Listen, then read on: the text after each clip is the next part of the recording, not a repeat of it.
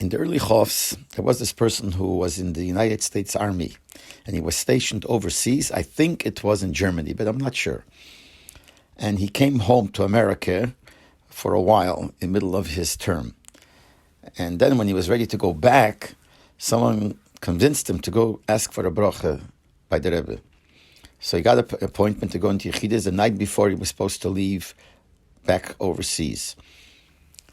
He came to 770 and he was ready to go in, and there was a turn. He was waiting for his turn, and it was already the time, but he was next to go in. So somebody was in Yechidus by the Rebbe, and when that person would come out, it was his turn to go in.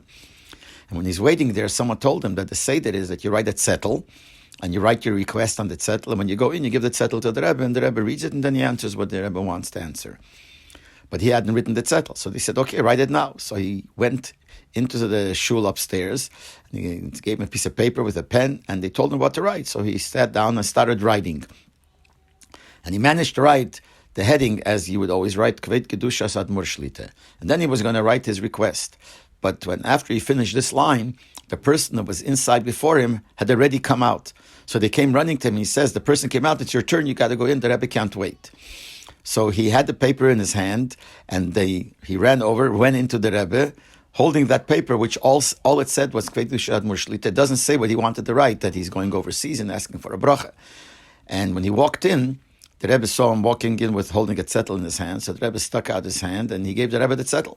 And the Rebbe looked at it, and the Rebbe tells him, it seems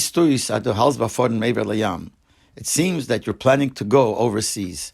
And the Rebbe gave him a bracha for his trip overseas. So here we see that the Rebbe didn't see what he wrote. He didn't write anything, but the Rebbe knew what he was planning to write and gave him the bracha. Now, obviously, I wasn't there to hear what the Rebbe said. The truth is, I didn't even hear it from the person himself.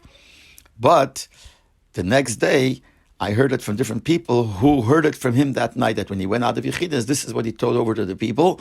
And this was Mefursim at that time in 770, that the Rebbe looked at the zettel and said, gave him a bracha for what he was planning to write, even though he didn't write it.